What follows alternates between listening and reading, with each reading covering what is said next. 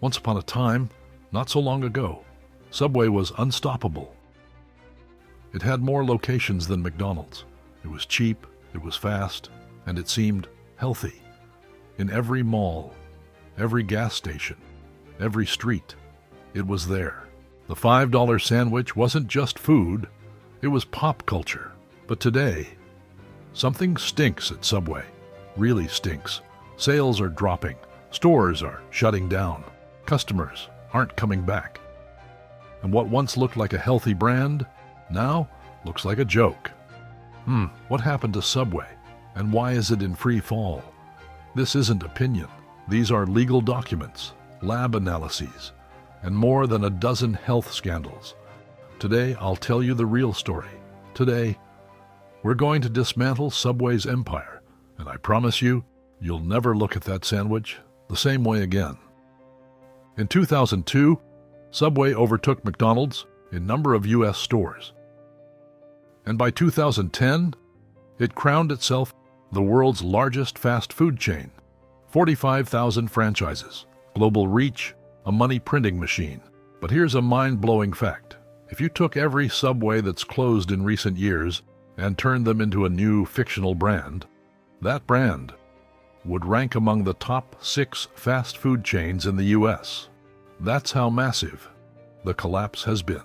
It all started with $1,000. Fred DeLuca, a college student with no money for tuition, borrowed it from a family friend. Peter Buck, a PhD in nuclear physics. In 1965, they opened a tiny shop called Pete's Super Submarines. A few years later, they renamed it Subway, something simpler, easier to remember. And the business began to grow. Fred didn't just pay for college. He discovered he wanted to be an entrepreneur, and boy, did he deliver. Fred was obsessed with opening as many stores as possible, anywhere, any way. His strategy? Own not a single store, all of them. Franchises. He earned money from royalties and slashed his fixed costs. He also created a key role, development agents, middlemen who connected franchisees to the brand and took up to 1/3 of the commissions. From the 1980s through the 2000s, everyone got rich. Fred built a fortune worth more than $2.5 billion. And get this, he was raking in $1 million per day just in royalties. The secret to success? A cheap franchise. While opening a McDonald's could cost over $1 million, launching a Subway came in under $300,000. Fast, affordable, accessible. And for franchisees, no protected territory. If you had the cash, you opened. End of story. By the late 90s, America's obesity crisis exploded, and Subway swooped in, branding itself as the healthy choice. Fresh campaigns, lighter sandwiches, and supposedly more natural ingredients. To understand Subway's fall, we have to talk about Jared Fogle. Jared wasn't a chef. He wasn't an influencer. He wasn't an athlete. He was just a guy, overweight and desperate to change. He lost 245 pounds, claimed he dropped 100 kilos by eating Subway every single day. His story was so powerful, he became the face of the brand. Over 300 commercials, a pop culture icon, appearances in TV shows, movies. He was a phenomenon. Subway says his image alone boosted sales by 20%. For 15 years, Jared was Subway. When you thought of healthy fast food, you thought of him. But in 2015, everything blew up. Jared was arrested. Child pornography, child abuse, Subway's wholesome, family-friendly image shattered into 1,000 pieces. Yes, they fired him immediately. But the damage was done. Subway didn't just lose its spokesperson, it lost its soul. After the scandal, people started looking closer at what Subway was actually selling, and what they found was disturbing. Let's start with the bread. In Ireland, Subway tried to dodge taxes by claiming its bread was a staple food. But in 2020, an Irish court ruled the sugar content was so high that legally it wasn't bread. That's right. Subway was selling something that looked like bread, but wasn't. A healthy sandwich? More like a dessert in disguise. Then there's the tuna. In 2021, 2 women in California sued Subway. Their claim? That Subway's tuna wasn't tuna. Lab tests found no detectable tuna DNA. Subway responded saying, DNA denatures when cooked. Sure, that's possible, but also incredibly convenient. So what are you really eating? Good question. And it doesn't stop there. Another DNA test revealed that Subway's chicken contained only 50% actual chicken. The rest, soy, preservatives, chemicals, all of it pre-cooked, pre-seasoned, and factory-packed. Designed so your sandwich in Texas tastes exactly like one in Madrid. But that kind of uniformity comes at a cost.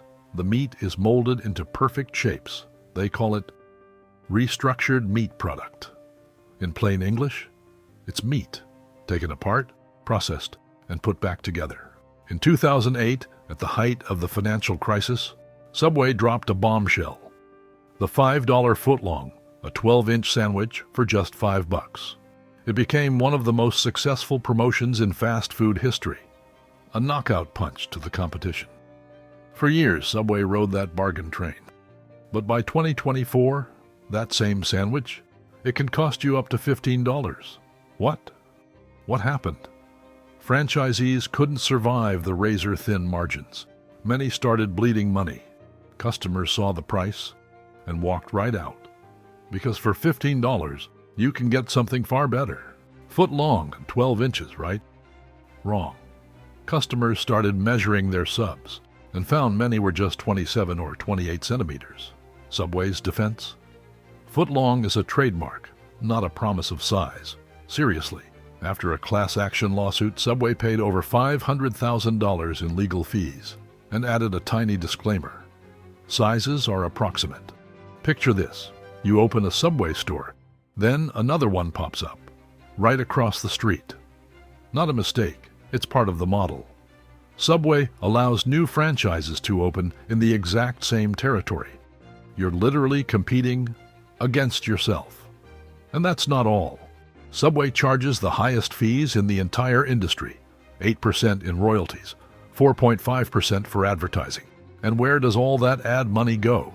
To multi-million-dollar campaigns, featuring stars like Tom Brady, NFL legend, Serena Williams, tennis icon, Stephen Curry, NBA superstar, and Megan Rapinoe, world soccer champion. While Subway stumbles, others are soaring.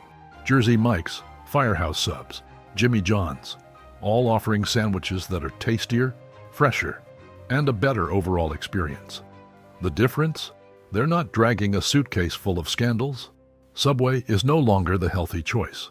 It's become the forgotten choice. In recent years, Subway tried to fight back. Eat Fresh Refresh campaigns, in-store slicers, menu updates.